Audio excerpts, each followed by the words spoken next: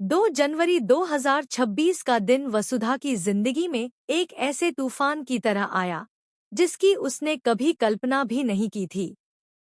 सुबह की शुरुआत सामान्य लग रही थी, लेकिन हवाओं में एक अजीब सा सन्नाटा था, जैसे कुछ बहुत बड़ा टूटने वाला हो। वसुधा के दिल में एक अनजाना डर बैठा हुआ था। उसकी आंखों में नींद तो थी, लेकिन सुकून नहीं।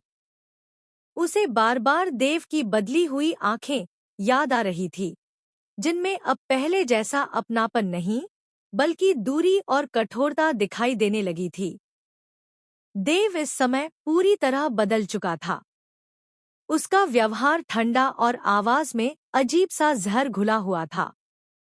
वह वसुधा से नजरें चुराने लगा था, जैसे उसकी मौजूदगी ही उसे परेशान कर रही हो। देव के मन में शक, गलतफहमियां और दूसरों की भरी हुई बातें जहर की तरह फैल चुकी थी। वह सच सुनने को तैयार नहीं था, बल्कि जिस झूठ को उसने सच मान लिया था, उसी पर आंख मूंद कर भरोसा कर बैठा था। घर के माहौल में भारीपन था। हर कोई जानता था कि आज कुछ बड़ा होने वाला है। वसुधा ने हिम्मत करके देव से बात करने की कोशिश की। उसने शांत आवाज में पूछा, देव, क्या हुआ है? आप मुझसे ऐसे क्यों बात कर रहे हैं? लेकिन देव ने उसकी बात बीच में ही काट दी। उसकी आंखों में गुस्सा साफ झलक रहा था। वह बोला, अब यह सब नाटक बंद करो, वसुधा।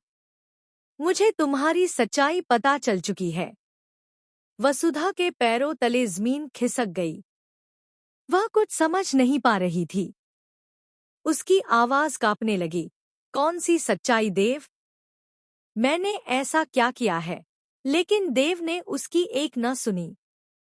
उसने उस पर ऐसे इल्जाम लगाए जिनका वसुधा के पास कोई जवाब नहीं था, क्योंकि वे इल्जाम झूठ पर आधारित थे। देव का गुस्सा अब चरम पर था। उसने बिना सोचे समझे एक ऐसा फैसला सुना दिया जिसने वसुधा की पूरी दुनिया उजाड़ दी। देव ने कहा, आज के बाद तुम्हारा मेरी जिंदगी में कोई स्थान नहीं है। मैं तुम्हें अपनी जिंदगी से बाहर निकाल रहा हूँ। ये शब्द वसुधा के दिल में किसी खंजर की तरह उतर गए। उसकी आंखों से आंसू बहने लगे, लेकिन वह खुद को संभालने की कोशिश करती रही। वसुधा ने आखिरी बार देव से विनती की। उसने कहा कि उसे एक मौका दिया जाए, वह हर सच्चाई साबित कर देगी। लेकिन देव का दिल पत्थर बन चुका था। उसने वसुधा की बात सुनने से साफ इनकार कर दिया। उसने घर के सभी लोगों के सामने वसुधा को अपमानित किया और कहा कि अब उसे इस घर में